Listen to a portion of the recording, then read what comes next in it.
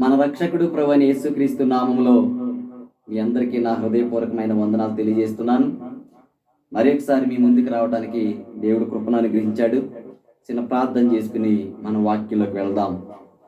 మహాపరిశుద్ధుడైన మా పరలోకపు తండ్రి, మీ పరిశుద్ధమైన ఘనమైన నామమునకు వందనాలు, స్తోత్రాలు మా ప్రభువా. ఈ సమయంలో కొద్దిసేపు నీ యొక్క వాక్యాన్ని మేము ధ్యానిస్తుంటుండగా మీ వాక్యం ద్వారా మాతో మాట్లాడండి. మా జీవితాలు సరిచేయండి, బలపరచండి, గద్దించండి, బుద్ధి చెప్పండి. మహిమ ఘనత ప్రభావాలు మీరే పొందుకోమని మా ప్రభువైన యేసుక్రీస్తు నామములో అడిగి వేడుకొంచున్నాము తండ్రి, ఆమేన్. ప్రియమైన దేవుని బిడ్డలారా, నేను మీతో పంచుకోబోయేటువంటి వాక్యాంశం ఏమనగా, దేవుడు మనలను ఎందుకు పుట్టించెను అనే ప్రశ్నకు బైబిల్లో నుంచి జవాబు చూద్దాం. యెషయా గ్రంథము 43వ అధ్యాయము 7వ వచనం చూడండి. యెషయా గ్రంథము 43వ అధ్యాయము 7వ వచనంలో చూస్తే, నా మహిమ నిమిత్తము నేను సృజించిన వారిని, నా నామం పెట్టబడిన వారందరినీ తెప్పించుము, నేనే వారిని కలుగజేసి తిని, వారిని పుట్టించిన వాడును నేనే అన్నాడు దేవుడు. దేవుడు మనల్ని ఎందుకు పుట్టించాడు అని ఆలోచన చేస్తే, ఆయన మహిమ కొరకు. మన పుట్టుక, మన జీవితం దేవునికి మహిమ తెచ్చేదిగా ఉండాలి అని దేవుడు కోరుకుంటున్నాడు. దేవునికి మహిమ కలిగేటువంటి సందర్భం ఇంకోటి ఏంటనగా, దేవుడు ఇచ్చినటువంటి 10 ఆజ్ఞలలో, దేవుడు ఇశ్రాయేలులకు ఇచ్చినటువంటి 10 ఆజ్ఞలలో 5వ ఆజ్ఞ ఏమనగా, నువ్వు దీర్ఘాయుష్మంతుడు అగినట్లు, భూమి మీద నువ్వు దీర్ఘాయుష్మంతుడు అగినట్లు నీ తండ్రిని తల్లిని సన్మానించము. మనము తల్లిదండ్రులను సన్మానిస్తే, మన తల్లిదండ్రులను సంతోషపరిస్తే అది దేవునికి మహిమే. సామెతల గ్రంథంలో ఒక మాట చూద్దాం. సామెతల గ్రంథము 23వ అధ్యాయం 25వ వచనం చూడండి. సామెతల గ్రంథము 23వ అధ్యాయం 25వ వచనంలో చూస్తే, నీ తల్లిదండ్రులను నీవు సంతోషపరచవలెనో, నిన్ను కనిన తల్లిని ఆనందపరచవలెనో. మన పుట్టుక, మన జీవితం మన తల్లిదండ్రులను సంతోషపరిచేదిగా ఉండాలంట. మనల్ని కన్న తల్లి ఆనందించేదిగా మన పుట్టుక ఉండాలంట. ఈనాడు నీ పుట్టుక, సహోదరి సహోదరుడా, నీ పుట్టుక, నీ జీవితం నిన్ను కన్న తల్లిదండ్రులకి సంతోషపరిచేటువంటిదిగా నువ్వు జీవిస్తున్నావా? వాళ్ళని ఆనందపరిచే రీతిగా నువ్వు బ్రతుకుతున్నావా? ఒక్కసారి ఆలోచన చెయ్యి. మనం పుట్టినప్పుడు వాళ్ళు ఏం తిన్నారో ఏం తాగారో మనకు తెలియదు, వాళ్ళు ఎన్ని కష్టాలు పడ్డారో మనకు తెలియదు. కానీ మనకి మాత్రం ఏ కష్టం లేకుండా, ఏ లోటు లేకుండా వాళ్ళు పెంచి పెద్ద చేశారు తెలుసా? పుట్టిన రోజులు చేసి, మంచి బట్టలు తెచ్చి, మనకి ఆహారం పెట్టి, అన్ని విధాలుగా మనకి ఏ లోటు లేకుండా పెంచి పెద్ద చేసినటువంటి తల్లిదండ్రులను ఆనందపరిచేటువంటి రీతిగా మన జీవితం ఉందా? మనం చేసేటువంటి పనులు మన తల్లిదండ్రులను సంతోషపరుస్తున్నాయా? ఉదాహరణకి, దేవుని కృపను బట్టి చాలా సంవత్సరాల తర్వాత సంసోను పుట్టాడు. సంసోను పుట్టుక వాళ్ళ తల్లిదండ్రులకి ఎంతో సంతోషకరంగా ఉందని అనుకున్నారు కొంతకాలం. ఆ తర్వాత ఏమైందంటే, చాలా చక్కగా సంసోను న్యాయాధిపతిగా పెరిగాడు, బలవంతుడు, జ్ఞానవంతుడు.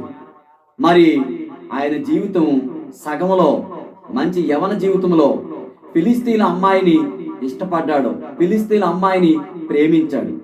తల్లిదండ్రులకి ఇష్టం లేని పెళ్లిని ఆయన చేసుకున్నాడు. ఏమైనా సంతోషం ఉందా ఆయన జీవితానికి? తల్లిదండ్రుల జీవితానికి సంతోషం ఉందా? చేసుకున్న ఆమెకు సంతోషం ఉందా? భార్యకు దూరం అయిపోయాడు, ఒక వేశ్య దగ్గరికి చేరాడు, ఒక వ్యభిచారి అయినటువంటి వేశ్య దగ్గరికి చేరాడు. ఆమె దగ్గర తన జీవితం నాశనం అయిపోయింది, ఫిలిస్తీన్ల చేతిలో చంపబడ్డాడు. ఏమైనా సంతోషం ఉందా వాళ్ళ కుటుంబ సభ్యులకి సంసోను జీవితం వలన? ఇలా చూస్తూ ఉన్నాం. మరి ఇలాంటి జరిగిన సందర్భాల్లో వింటున్నాం, మనము మన జీవితాలను ఏమైనా సరి చేసుకుని దేవునికి మహిమకరంగా మార్చుకుంటున్నామా? ఇంకొక చోట బైబిల్లో ఒక చక్కని భక్తుడి గురించి వ్రాయబడి ఉన్నది. అది చెప్పి నేను ముగిస్తాను. చూడండి, లోకాసు వార్త మొదటి అధ్యాయం. లోకాసు వార్త మొదటి అధ్యాయం 13వ వచనం నుండి చూద్దాం. లోకాసు వార్త మొదటి అధ్యాయం 13వ వచనం నుండి చూద్దాం. అప్పుడు ఆ దూత అతనితో, జకరియా, భయపడకుము, నీ ప్రార్థన వినబడినది. నీ భార్య అయిన ఎలిజబెతు నీకు కుమారుని కనును. అతనికి యోహాను అని పేరు పెట్టుదు. అతను ప్రభు దృష్టికి గొప్పవాడై ద్రాక్షారసమైనను మద్యమైనను త్రాగక తన తల్లి గర్భమున పుట్టినది మొదలుకొని పరిశుద్ధాత్మతో నిండి కొనిన వాడై ఇశ్రాయేలీయులలో అనేకులను ప్రభు అయిన వారి దేవుని వైపునకు త్రిప్పును. యోహాను గురించి ఇక్కడ వ్రాయబడి ఉంది. ప్రియమైన దేవుని బిడ్డలారా, యోహాను ప్రభు దృష్టికి గొప్పవాడై ద్రాక్షారసమైనను మద్యమైనను త్రాగక తల్లి గర్భమున పుట్టినది మొదలుకొని పరిశుద్ధాత్మతో నింపబడిన వాడై ఉంటాడో, అనేకులను దేవుని మార్గంలోకి నడిపిస్తాడో.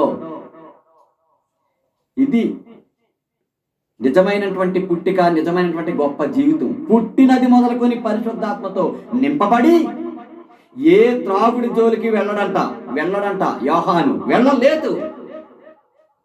అది దేవునికి మహిమ తెచ్చేది, తల్లిదండ్రులకి సంతోషపరిచేటువంటిది జీవితం. ఈనాడు నీ జీవితం, నా జీవితం ఆ విధంగా దేవునికి మహిమకరంగా, తల్లిదండ్రులకి సంతోషకరంగా ఉందా? త్రాగుబోతులు అయిపోతున్నారు, దొంగలు అయిపోతున్నారు, వ్యభిచారులు అయిపోతున్నారు, తాగిన మైకులు ఏం చేస్తున్నారో కూడా లోకములో. కళ్ళు నెత్తికెక్కేసి, కామం నెత్తికెక్కేసి ఏం చేస్తున్నారో తెలీదు. జైలు పాలైపోతున్నారు, అత్యాచారాలు చేసి జైలు పాలైపోతున్నారు. కారణం ఏంటి? త్రాగుడు. ఎవరిని బట్టి నేర్చుకుంటున్నావు? ఎవరిని చూసి నేర్చుకుంటున్నావు? మరి తల్లిదండ్రులు నేర్పిస్తున్నారా, లేకపోతే లోకంలో నువ్వు పట్టిన జతగాళ్ళు నేర్పిస్తున్నారా నీకు? ఈనాడు తాగుబోతులు ఆడ మగాని కూడా తేడా లేదు, అందరు తాగుతున్నారు. ఓన్లీ పురుషులే కాదు, స్త్రీలు కూడా ఉన్నారు తాగుబోతులు అనేక చోట్ల. తెలుసా? తాగిన మైకములో వాళ్ళు ఏం పాపాలు చేస్తున్నారు కూడా తెలియకుండా, కన్ను మిన్నగా అనకుండా జీవిస్తా ఉన్నారు. నీ బ్రతికెలాగుంది? దేవుని బిడ్డ, దేవుడు మనల్ని ఎందుకు పుట్టించాడు? త్రాగుబోతుగా ఉంటాక, వ్యభిచారిగా ఉండటానిక, తల్లిదండ్రులను బాధ పెట్టడానిక, భార్య పిల్లలను బాధ పెట్టడానిక. బుద్ధి జ్ఞానం రావద్దా మనకే? ఎన్ని వాక్యాలు వింటున్నాం? ప్రభు దృష్టికి గొప్పవాడు యోహాను. ఇలాంటి భక్తులను చూసైనా మనం నేర్చుకోవద్దా?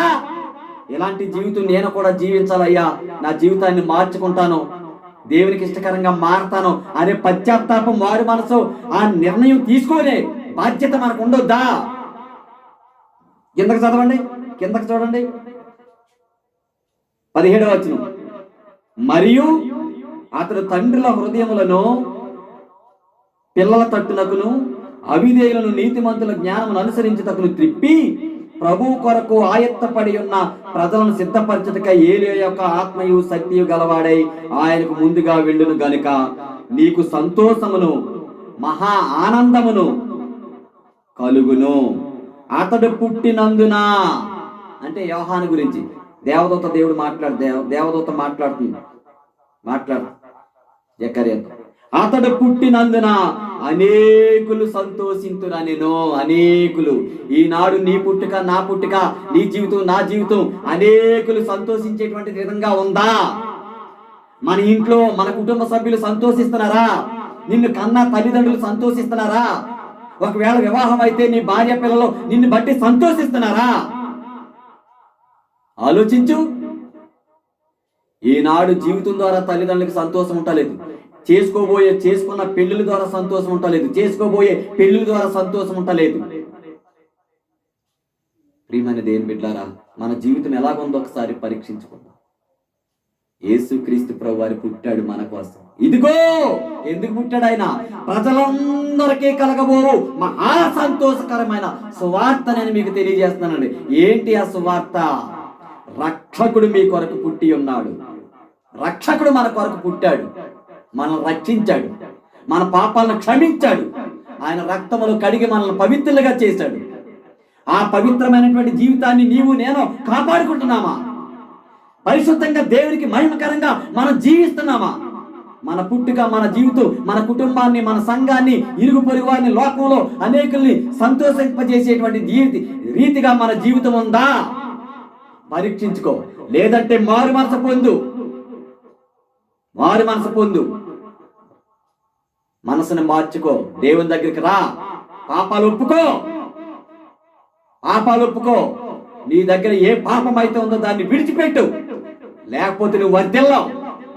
ఏదో ఒక రోజున నీ పాపం నిన్ను పట్టుకుంటుంది, నీ పాపం నిన్ను నరకానికి తీసుకువెళ్తుంది. కాబట్టి మారు మనసు పొందు. యేసయ్య పాదాల దగ్గరికి వచ్చి పాపాలు ఒప్పుకుని, నన్ను క్షమించు ప్రభువా, నీ రక్తంలో నన్ను కడిగని ఒప్పుకో. పరలోక రాజ్యం దక్కించుకుంటాం. సహోదరి సహోదరుడా, దేవునికి మహిమ తెద్దాం. మన పుట్టుక, మన జీవితం, మన కుటుంబానికి, మన లోకంలో ఉన్న వారందరికీ సంతోషం తెచ్చేటువంటిదిగా మనం బ్రతుకుదాం. దేవుడు మనల్ని దీవించి ఆశీర్వదించును గాక. చిన్న ప్రార్థన చేసుకుందాం. పరిశుద్ధుడైన మా పరలోకపు తండ్రి, మీ పరిశుద్ధమైన నామనానికి స్తోత్రాలు. మా ప్రభువా, మీరు మమ్మల్ని పుట్టించినది మీ మహిమ కొరకు. మా తల్లిదండ్రులు మమ్మల్ని కన్నదే వాళ్ళ సంతోషం కొరకు. మేము వివాహం చేసుకున్నది భార్య పిల్లలను సంతోషపరచడానికి. ప్రభువా, తల్లిదండ్రులను సంతోషపరచ, స్త్రీలైన పురుషులమైన ఎవరికి వారే పరీక్షించుకుని ప్రభు, మా జీవితాల ద్వారా కుటుంబానికి, సంఘానికి, సమాజానికి, ముఖ్యంగా పుట్టించినటువంటి మీకు మహిమ తెచ్చేటువంటి రీతిగా, సంతోషింపరిసే రీతిగా మేమందరం జీవించడానికి మీ పరిశుద్ధాత్మ సహాయం, నడిపింపు మాకు దయచేయమని మా ప్రభువైన యేసుక్రీస్తు నామములో అడిగి వేడుకొంచున్నాము తండ్రి. Amen. Thank you. Praise the lord.